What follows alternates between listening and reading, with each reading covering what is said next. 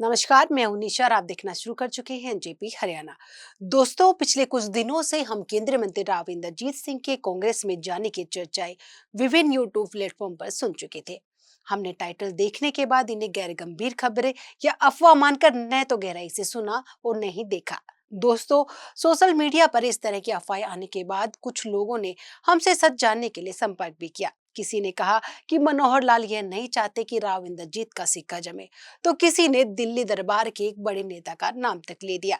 NJP Haryana इस विषय में तब गंभीर हुआ जब राव इंद्रजीत सिंह के निजी सचिव नरेश शर्मा की ओर से 3 दिन पूर्व रेवाड़ी के रामपुरा थाने में 3 यूट्यूबर साथियों के खिलाफ एफआईआर दर्ज करवा दी गई थी। हम इस खबर से भी दूर रहे, लेकिन मन में यह बात जरूर आई कि आखिर ऐसा क्या हो गया जिसके चलते राव इंद्रजीत सिंह को एफआईआर दर्ज कराने की नौबत आ गई।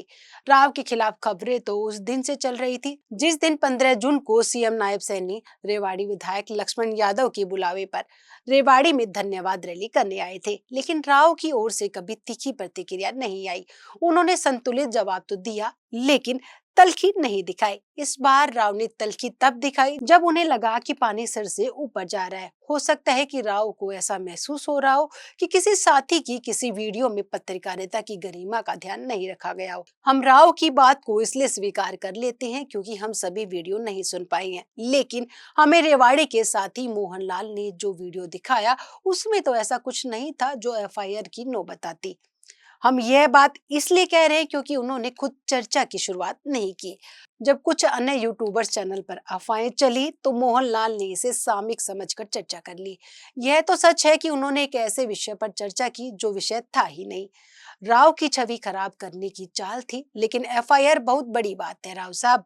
डेमोक्रेसी में, लोकतंत्र में यह कदम गलत ठहराया जाएगा। आपको खबर पर, उनकी वीडियो पर आपत्ति करने का अधिकार है, लेकिन सीधे एफआईआर की बजाय आपको संबोधित पत्रकार या यूट्यूबर्स तक या अन्य पत्रकार साथियों तक ये बात पहुंचानी थी कि वे कुछ लोग साजिश के तहत उनके कांग्रेस में जाने की अफवाहें फैला रहे हैं। ऐसे लोगों से मीडिया सावधान रहे और किसी तरह का भ्रम न फैलाए।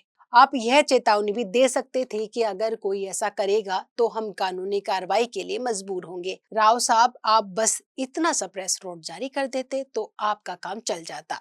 इस लोकतंत्र में जो नेता आलोचना के अधिकार का जितना कड़वी घूंट पीकर सम्मान करेगा, समय के साथ वह उतना ही बलवान होकर निकलेगा। मनमोहन सिंह के बारे में पता नहीं कितना क्या कुछ कहा जाता है। नरेंद्र मोदी और राहुल गांधी तो रोज ऐसा झेलते ही हैं। अब कम शब्दों में राव के खिलाफ बनाए गए कांग्रेस में जाने के माहौल की बात करेंगे। एनजेपी का सीधा सा जवाब है कि राव न तो कांग्रेस में जा रहे हैं और न ही कोई ऐसा समय होगा कि वो कांग्रेस में जाएंगे। यह मनोहर लाल जैसे नेताओं की साजिश भी नहीं है। यह तो केवल कुछ चुटपुटिये नेताओं की ऐसी हरकत है जिसमें कई बार जाने अनजाने में कोई यूट्यूबर्स भी फंस जाता है। लेकिन सवाल यही कि यूट्यूबर्स पर एफआईआर क्यों? इसका जवाब हम ऊपर दे चुके हैं। पहले संवाद, फिर नोटिस और इसके बाद एफआईआर। हम एफआईआर दर्ज कराने के राव के अधिकार को स्वीकार कर रहे हैं। अगर किसी ने वाकई ऐसा किया है तो वह खुद इसका परिणाम भुगतेगा। राव की लीगल टीम को एक बार सभी वीडियो पर गौर करनी चाहिए। अगर कहीं पर ऐसा है जो अस्वीकार्य है तो राव कानूनी कार्रवाई के लिए स्वतंत्र है, लेकिन अगर बिना गलत नियत के गलती की गई तो एक बार गलती करने वाले अन्य साथियों को क्षमा कर देना चाहिए। अफवाहें किसी का न तो पद छीन सकती है और न कद छोटा कर सकती है। अफवाहें कुछ समय के लिए परेशान जरूर कर सकती है, लेकिन हकीकत यही है कि अफवाहों के पांव नहीं होते। एक सीधा सा सवाल यह है कि आखिर राव भरी थाली को क्यों ठोकर मारेंगे? सवाल यह है कि आपने क्यों बिना आग धुआं उठा दिया?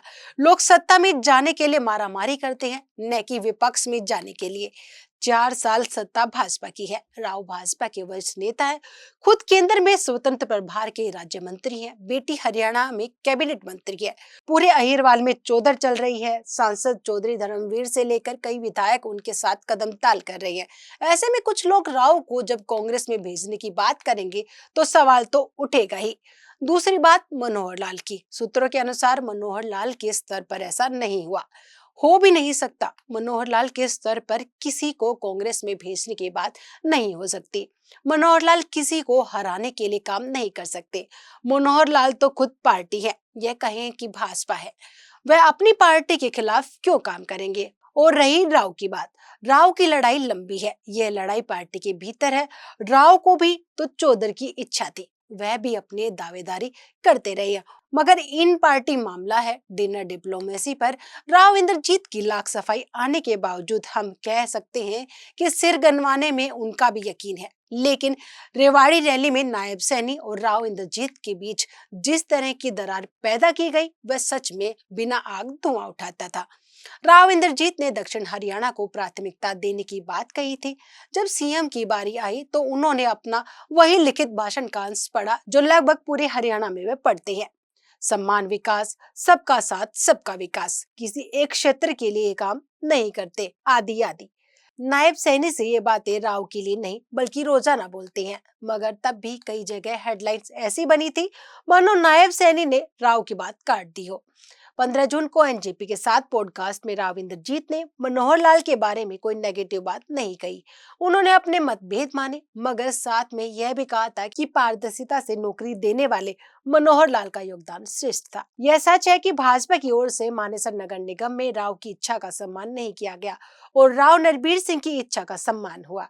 मनोहर लाल के आशीर्वाद से यहाँ NT Rao senior deputy mayor व डिप्टी मेयर बने। लेकिन इस तरह की घटनाएं पार्टी छोड़ने का आधार नहीं बन सकती, इन्हें निराधार ही कहा जाएगा। दोस्तों, आपको हमारी रिपोर्ट कैसी लगी कमेंट बॉक्स में जाकर बताएगा जरूर।